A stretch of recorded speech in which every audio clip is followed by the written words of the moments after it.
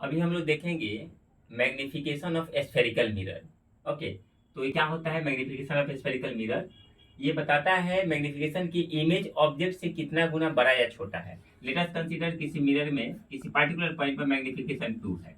ये बताता है कि इमेज जो होगा वो ऑब्जेक्ट का 2 गुना बड़ा होगा। ओके, इसे मान लीजिए मैग्निफिकेशन 2 दे दिया है और ऑब्जेक्ट की हाइट है 4 सेंटीमीटर। इसका मतलब है कि इमेज 4 टू 8 सेंटीमीटर हाइट का बनेगा। ये बताता है मैग्निफिकेशन। ओके, और एक ही मिरर में बहुत सारा मैग्निफिकेशन हो सकता है। वो डिसाइड करेगा अलग अलग पॉइंट पर पोजीशन ऑफ ऑब्जेक्ट के अकॉर्डिंग। आप ऑब्जेक्ट यहाँ रखे हैं तो कुछ और मैग्निफिकेशन मिलेगा, यहाँ रखे हैं कुछ और मैग्निफिकेशन मिलेगा। सो एक मिरर में बहुत सारा मैग्निफिकेशन हो सकता है। और इसका फॉर्मूला m इक्वल टू होता है h2/h1, height of image by height of object, या -v/u, साइन कन्वेंशन के अकॉर्डिंग, जो हम लोग आगे देखेंगे।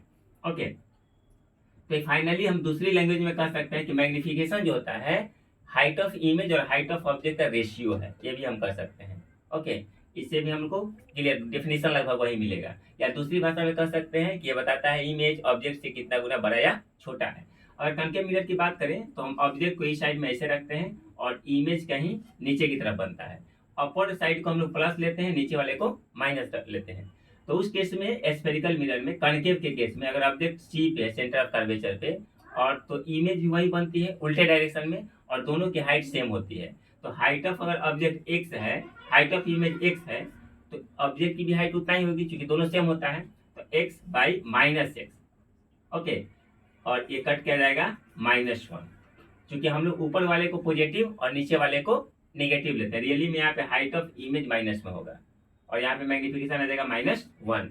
तो जनरली इसमें उल्टा इमेज बनता है, इसलिए इस मिरर में मैग्निफिकेशन निगेटिव आएगी। मात्र एक केस में जब ऑब्जेक्ट एफ और पी के बीच में रहेगा तो उस समय इमेज इधर बनता है, उस समय पॉजिटिव ही मैग्निफिकेशन होगा।